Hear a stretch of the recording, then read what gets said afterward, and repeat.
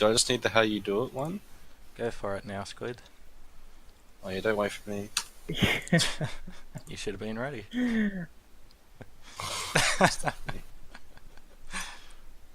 Alright. Yeah, welcome to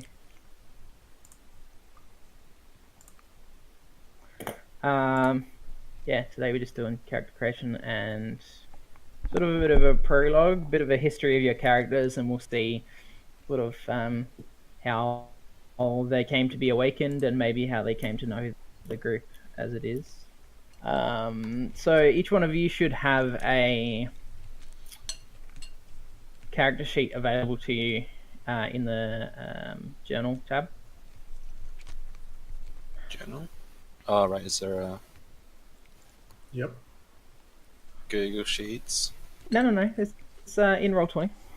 It's the second tab after the chat. Ah yeah, I see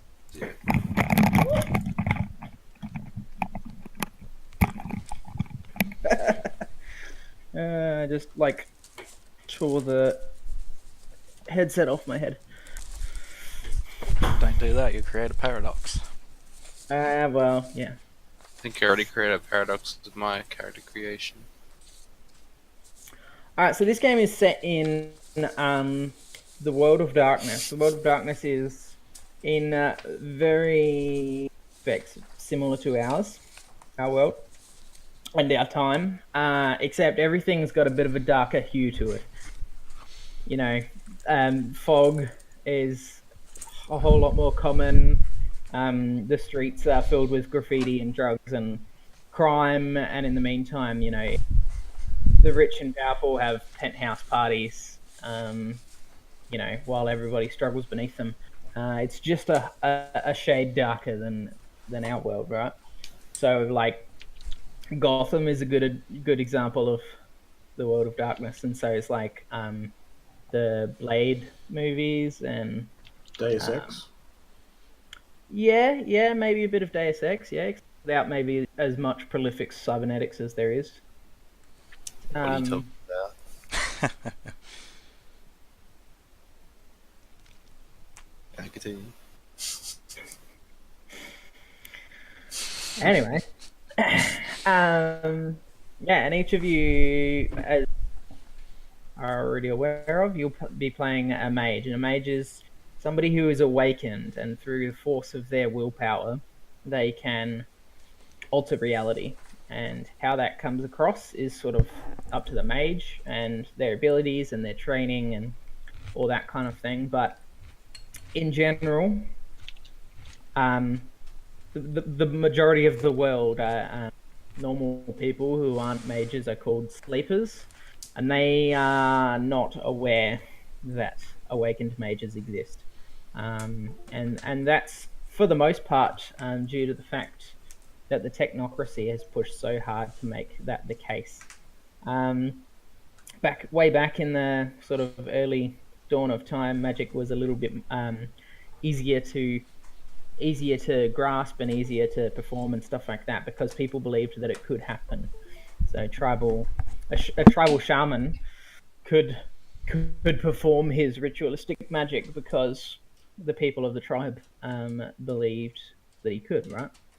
And so it was really easy to do it. And you know, in these pocket cultures, various pocket cultures, you know, things were very easy, and things worked in a completely different way, right? So, you know, the tribal shaman could transfigure himself into a wolf in the Americas, but you know, over in that sort of thing didn't really happen, but more so, you know, people could control fire and things like that, right? So in these organizations, reality worked a little bit different between them. But now, as we come into the 21st century, society has gotten more and more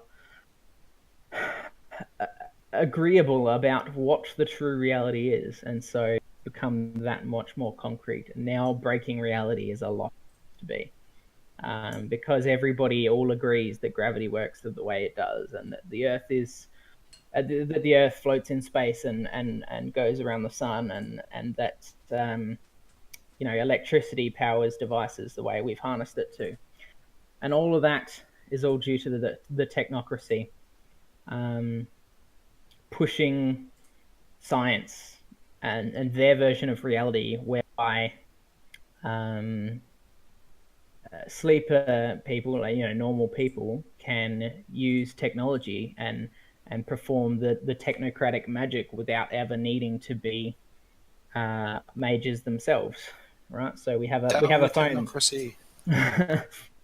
We have a phone in our pocket that gives us access to the 90% of the knowledge of mankind, and and you can see and hear people across the other side of the world through your phone, and it just sits in your pocket, and it's powered by electricity. 300 years ago, who knew what electricity was? So their particular brand of magic and science enabled people to perform magic without even realizing it. I mean, it's not even magic anymore. That's just how reality works, where an awakened mage can break that reality, break the way that the world works, and the way people perceive it to be, and make it what they want. And that'll be you guys.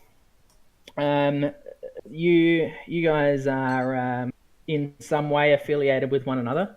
You're also part of the 9 traditions, the 9 different groups of mages who all strive for one thing, and that is global ascension. They want to make everybody in the world a mage, able to create their own reality and enable all people. And on the opposite side of that fence, you have the technocracy, who want there to be no mages anymore. They want everything to be science-based. They want reality to be stable and concrete and secure. And so basically atheists. Well, yeah, if you want to use that parallel, they It's a joke, but I mean, yeah, I know. In that pursuit, they end up hunting down mages, because mages just wreck their plans, wreck their reality, wreck everything that they try and do, right? Because they just defy it. And so that puts them immediately at odds with one another. And the higher ranks of the technocracy themselves are mages, but they employ and use a lot of sleepers as well to do their work, to hunt down other mages and all that kind of stuff, right? There are a few other factions who either don't want to participate in the conflict, or think the conflict is stupid, or maybe just don't care. But yeah, those are the 2 major factions, and you guys are on the tradition side of things. All right. So that's a bit of a rundown of the setting and the One thing I want to ask before we start is, I want this to be set in a city. Do we want that city to be a real city, whereby we can open up Google Maps and say, how long does it take to get from here to here, and do things that way? And if so, which city? Or do we want to do? yeah, No. Or do we want to do something like I was mentioning to Silvano, Big Hero 6, how they took 2 cities and mashed the cultures together, but it's not either one of those cities, like San Francisco and Tokyo. They took those 2 cities and pushed the cultures together and made them one city. San Fran, We can do it. Tokyo. Yeah, we can do it that way, or we can do a completely fictitious city, something like Gotham or Metropolis or something like that, So how do we want to do things? San Fran, Tokyo. Yeah, I mean, having a real city would be interesting, like from the perspective of like having legitimate measurements. But Yeah. I reckon the mix city is probably more interesting, Yeah. like narrowly. I mean, both would be interesting enough for me, because like it's set in a real place, and then there's these mages. And then you actually go to that place one day, and you just Yeah. like, I'm And way too familiar with the city.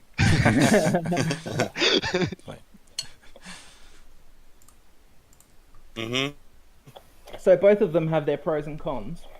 A con of having a real city is the fact that, you know, if you want there to be a coffee shop in this location and there's not actually one there, it'll be sort of pushing against things a little bit. But you know, I reckon two mashed together would be cool. Like maybe New York and like Japan or something. New Tokyo. New Tokyo,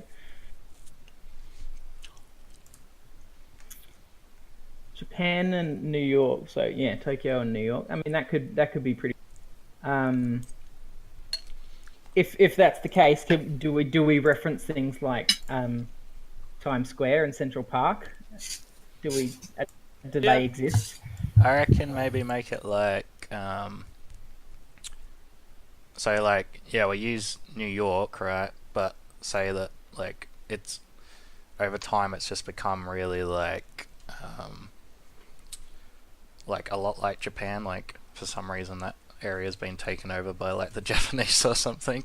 So everything's like still there. Yeah, just So you can still cultural reference it. influences and Yeah. yeah. And you know, there's a lot more Asian people than there ever is in New York. Yeah.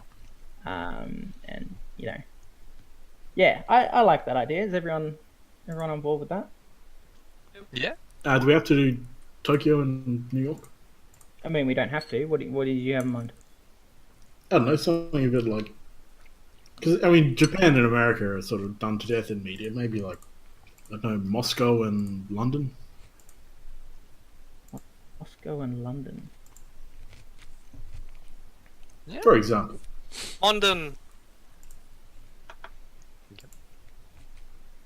I'd feel the urge to do British accents the entire time, and I don't want to do that because my British accent is terrible. Or then like Moscow and Sydney. How about India and the Middle East? Do they even have towns? Oh, come on. Oh man. I want to be a dronomancer then. Drone. Wow. Yes, that's racist.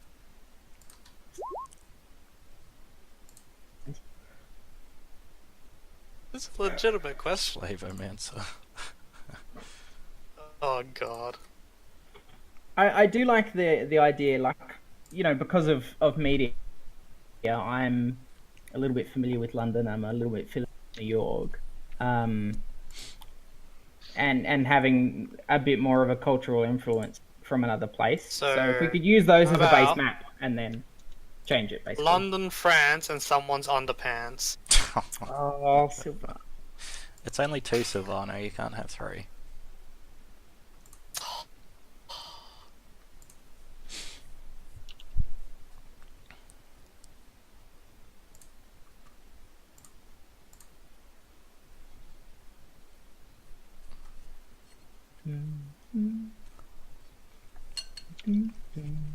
How about you just roll 2 dice, assign a city to each roll or each number, and do it that way?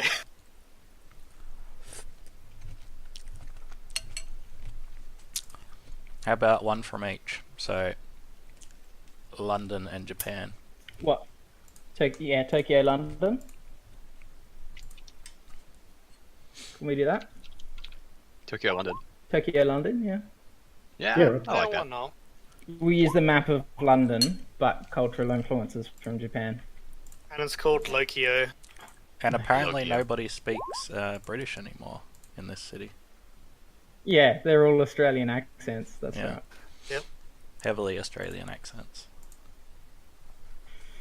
Like, just heavy use of slang all the time. Okay. Cool. All right.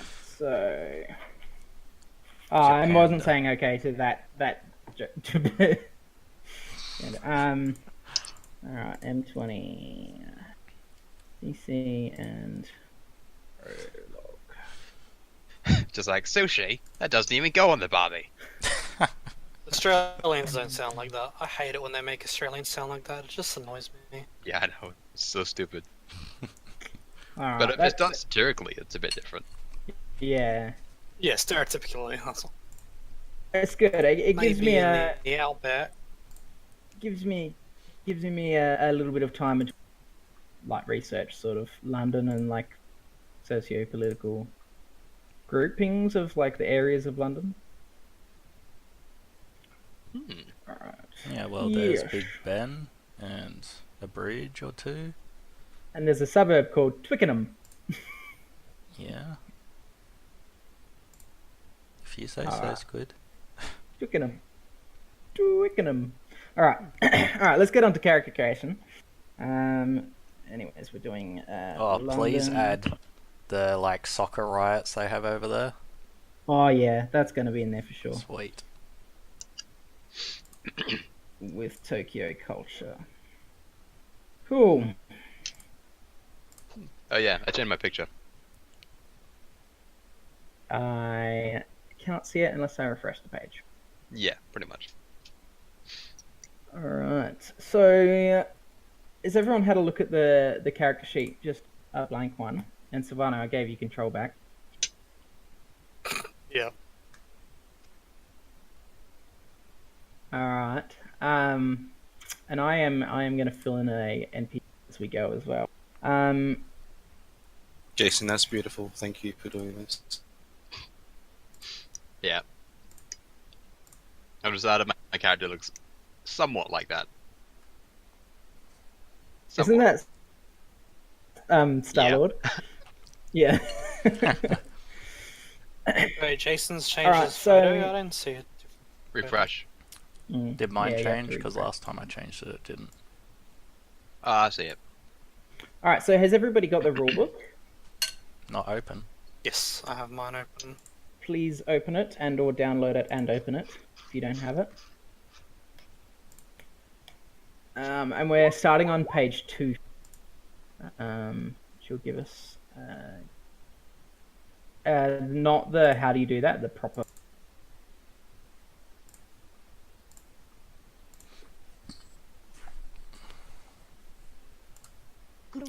I assume we're going to the characters. Yeah, creation character part. creation, yeah. 50, yep. Sanguis. Where is there? He is. Cool. Alright, and for some reason when you open the character sheet on Roll20, it like has it pretty narrow and it messes up. So you can just like extend it out, stretch the page a little bit, and it makes everything go back into place. Wait, where's the character sheet? On Roll20. The second tab on the top there. Ah, And you got should it. have one that's got your name on it. Yep. Alright, so step 1 is the concept and identity. So it says here, decide identity and motivation. Choose your concept and then the affiliation, essence, and archetypes. So I think you've all sort of a little bit at least on all your what's everyone's character's going to be, but can we go through everybody's and just have a bit of a chat about what you think your character is gonna be like? Maybe don't go into too much specifics, but we'll start with Silvano because he's first in my list.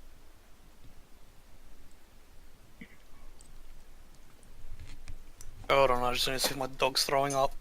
Wait, what are you doing? Are you throwing up? No? Good. Throw up, I'll kick you out of my room.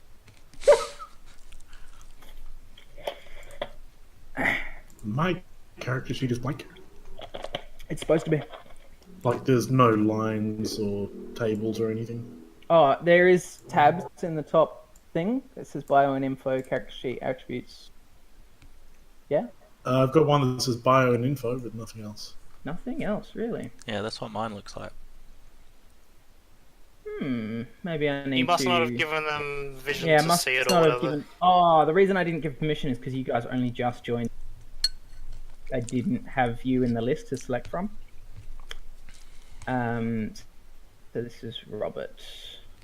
So Robert, you should have it now, and close it and open it again. Jason, have you got yours, by Yep. the way? Hmm? You got your Yeah, I've character? got mine. Okay. Okay, has anybody else not got the character sheet? No? Okay, we're good. Alright, so yeah, so we'll start with Silvano. Do you want to discuss your... So my guy's name is Leo Leono. He is studying in the Akashic. Are those the traditions, the Akashic? Yeah, that's one of the traditions, the Akashic Brotherhood, yeah.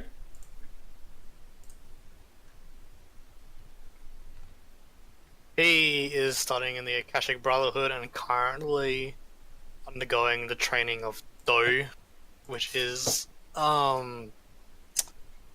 really, really good kind of martial arts. It's a step above martial arts. I guess he's pretty much like an orphan that was brought up by the Akashic Brotherhood, and his entire life he's just been training and fighting with them. Okay, fair enough. What does he...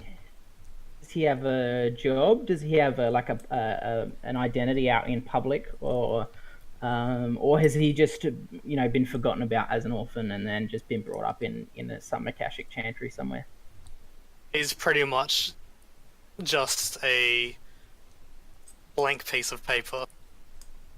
Yeah, okay. He is used as his, I guess you could say, his job in the Akashic Brotherhood is he's sent out to, I guess, assassinate or collect information on the techno. What are those guys called again? The technocracy. The technocracy, to either try and take out high profile or low profile figures that may later cause a problem. Okay. Cool. All right. Jason.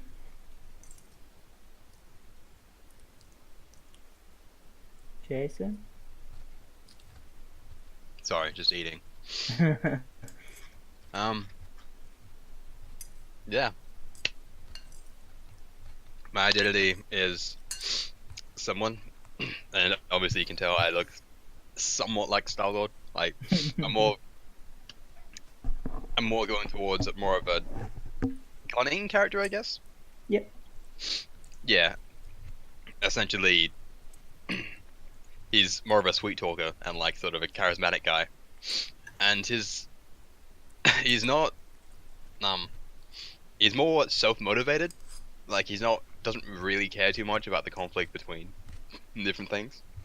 Yep. And I guess, is it right if he's kind of like a freelancer, I guess? Well, like, he's really just within reason do work for whoever. Is he lacking out for us as well, or just me?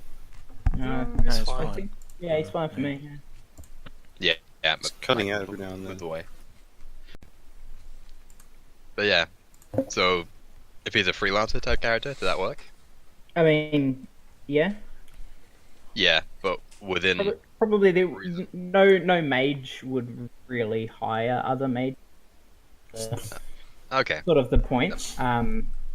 He probably, unless like you're like an underworld type character or whatever, you probably have a public face, like a job, some things to make you seem like just one in the crowd to keep the technocracy off your back, maybe, or maybe you've taken other measures, magical or otherwise, Okay. Yeah. I'd say I'd probably do something. Wouldn't be a politician, no.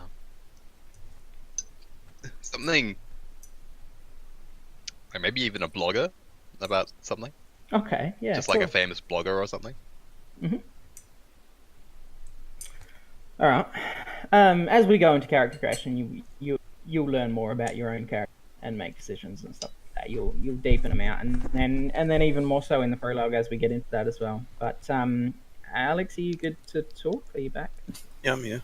Yeah, cool. Do you want to maybe talk a little bit about your character, your concept, and stuff like that? Is this before he became Mage or like after he got awakened? Just maybe what you're thinking of creating. It doesn't have to be very Okay. specific as the other guys, or like because this can change. You know, it's just a general Yeah. idea so that you've got something in your head and our head about what direction you're going. Yeah. So my general idea for my guy is basically he's pretty introverted and he like only talks to people who like have the same hobbies as him.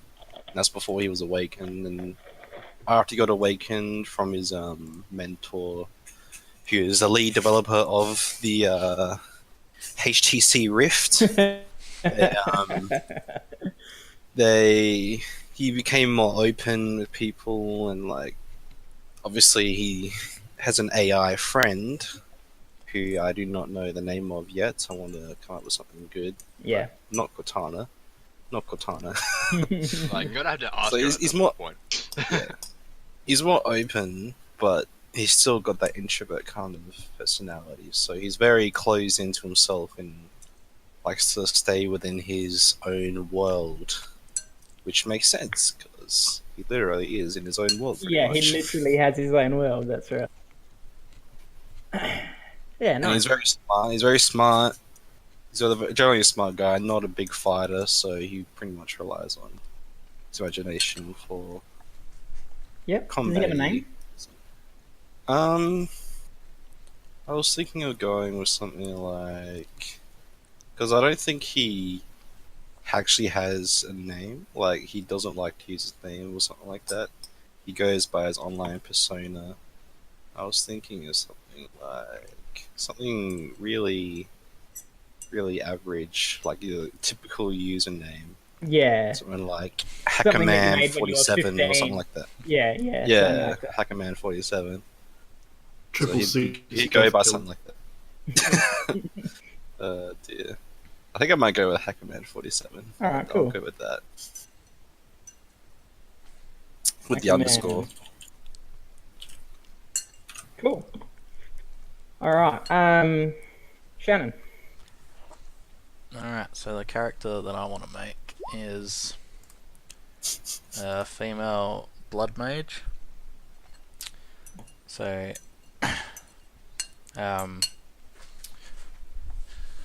yeah, she was awakened in like her early teens, I guess. And then kind of had a harsh life. Well, had a harsh life up until then, and then after that, it became a bit easier because she felt a lot more stronger knowing that she had this power. But it was still hard, Yeah. and she lived on the streets for a number of years. And now she's sort of into like, I guess if the Yakuza's here, she's kind of like a part of their group or organization. Yakuza's like Japanese mafia, aren't they? Yeah. Yeah. So she's kind of like part of that, but they kind of know what she's like.